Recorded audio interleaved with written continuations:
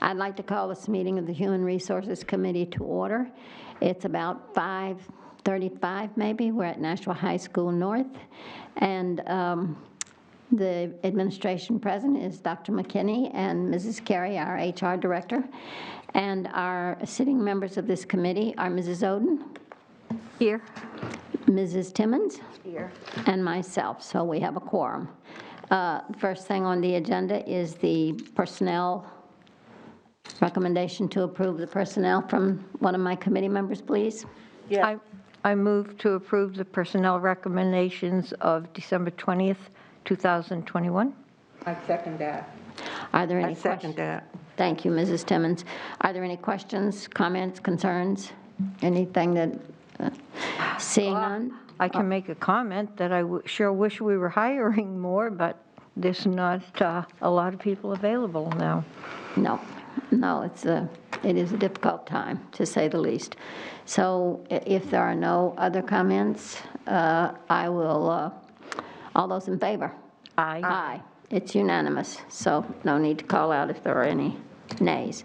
And the next item on our agenda is there is a job description for a data analysis. Would you like to speak to that, Mrs. Carey? Sure. The original job description. Mike. Can you hear me okay? Mike. Mike, you need to speak into the mic. These days I'll get this. So yes, the last job description for a data analyst was written in 2014. So what we did is really take a look at what we needed in that job and to better define that. So we actually have subcategories of a data analysis, staffing, training, presentation, and support, and then other related duties as well to expand upon the actual job duties of this position going forward. So that's the biggest change here. Are there any questions, comments, concerns from the committee members? Yes, on the skills, and I just want to get that correct. So I'm looking at my phone here. Yes, thank you. The skills, knowledge, and abilities is a duplicate entry. Yes. So bullet number 6 is identical to bullet number 11. So I move to amend the skills, knowledge, and abilities. Do I get a second? I'll second that. All those in favor? Aye. Aye. Aye. It's unanimous. So now we need the motion. I move to approve the skills, knowledge, and abilities, plus the job description dated 12/20/2021. Before I second this, can I ask Ms. Carey a question? Was that just an oversight, or was that in there for a reason? No, that was my oversight. I Okay. read it 20 times. I should have read it 21, and then realized that I had written that twice. And of course, the bullet is excellent oral and written communication skills. So that's the Happens one to that's all of doubled. us. Yep. I'll second that then. So if there are no further questions, comments, concerns, seeing none, all those in favor? Aye. Aye. It was a unanimous vote, so there are no opposed. So the motion passes. Is there any further business to come before this committee? I do have one other question. This is with Ms. Curry. Do you have any personal updates for this committee regarding attendance and teachers in or out at this moment? I do not at this moment. Okay. Ms. Odoms, are you okay with that answer? I guess you are. Well, with the emails we're getting, I was hoping that if we don't have that information, that we would start getting a report of how many teachers are absent each day at each level. It can get down to each school, because the emails we're getting and what I'm hearing, even in phone calls, I think the problem is bigger than what we have heard about. So I would like to say I think there needs to be a weekly report of absenteeism within our staff, not because I think they're just not coming in. The COVID is getting worse. What I'm hearing is teachers are dropping like flies. Is that a motion? I will make the motion. Do I have a second? I'll second that. So the motion is that the HR committee will get I don't think, do you mean weekly? A weekly, Because we usually have our board meetings every other week, right? well, you can still get a weekly report and then have the HR, two you mean reports just for at the the HR, board okay. meeting, but I'd like to see a weekly report, or I would like the board, I can't say I would, because I'm not going to be here, but I think the board should receive a weekly report of how many teachers at each school have been out and the length of time. We need to know how our classrooms are hurting. I think it would be nice to amend your motion to include the thing one of the things that concerns me, it all concerns me, but some of them seem even more concerning than others. The one that concerns me most is that when the kids come in, when they have to put them in the auditorium, I think that one of the emails we got, the lady said that there wasn't room for her child to sit. There was no chair. And when they bring multiple classes together, there can be no question that's a pretty large group. And so, but to be large enough, I think that it would be nice if as is possible, and I certainly understand the difficulty of this is new, and when things are new, that it takes time to get things in place perfectly. So I'm not expecting perfection immediately, but I would like, as long as we're moving in the right direction, and so I would like to hear about these, when they have to bring these classes together. How often is that happening, and how large are how big are these groups becoming, and how many, other than just the teacher who's up in front at the podium doing the teaching or controlling the class, whichever happens to be the case, how many other bodies are in there to help? And I'm certainly not being critical. Obviously, we can't create bodies. We are having trouble. There is a shortage of personnel, but I do think it would still be nice to at least know the severity of the problem, so that we could at least think about ways that we might be able to get it stronger, better. Mrs. Timmons. Thank you, Ms. Bowden. Ms. Singh. Yes. I do have a question for Dr. McKinney.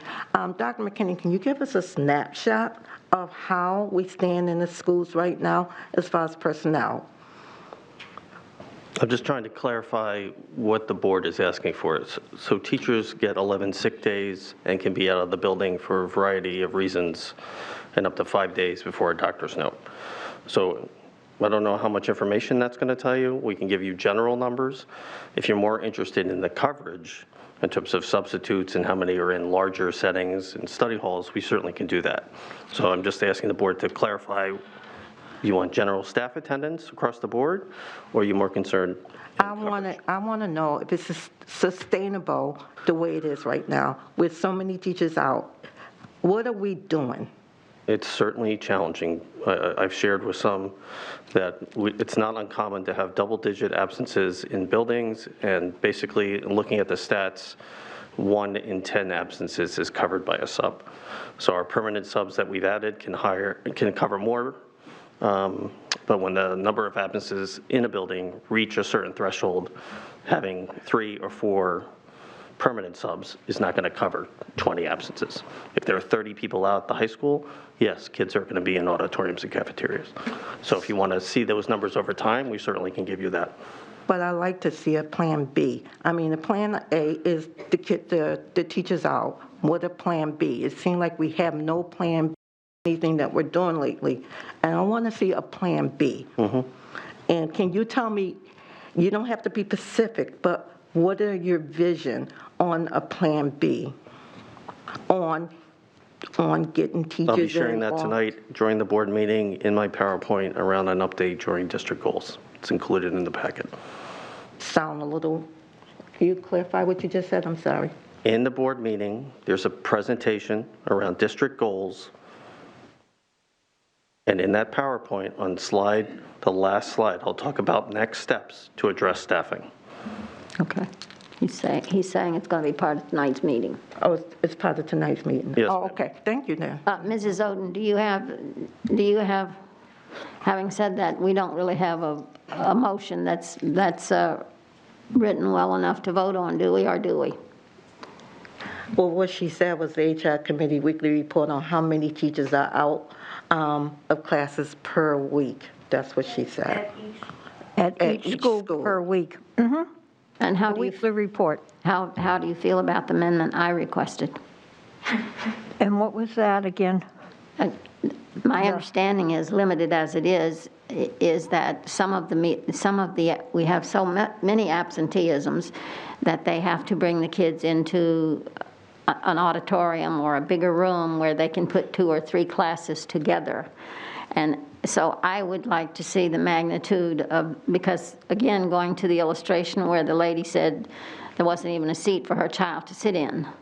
And so I would like to know, so if, for instance, there are 60, 70 kids, whatever the number happens to be, how many paras are we able, or how many other adult bodies even are we able to have, because it becomes a control issue to some extent. And I'm not trying to tell them their job. They know it much better than I do. I'm just saying that those are statistics that it would be nice for us to know so that if we know the severity of the issue, we are certainly going to be more likely to try to think of ways that we can strengthen it. Does that make sense, Mrs. Oden? Well, I hear you, but I don't know how you would be able to do that. We know that teachers call in sick.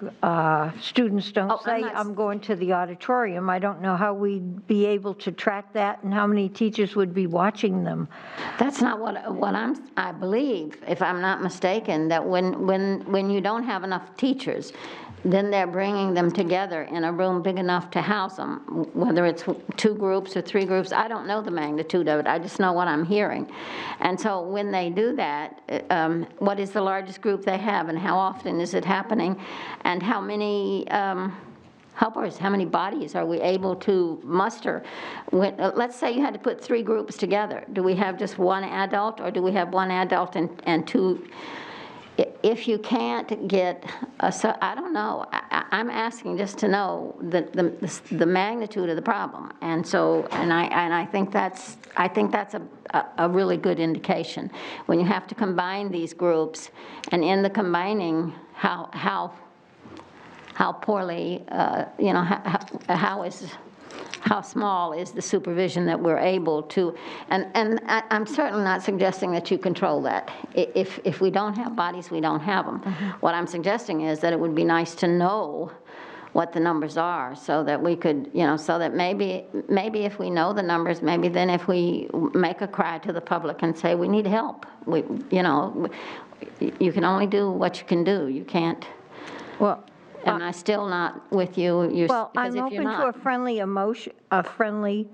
amendment to my motion, if you want to make that, or if you want to wait until the board meeting and make a friendly motion then, or?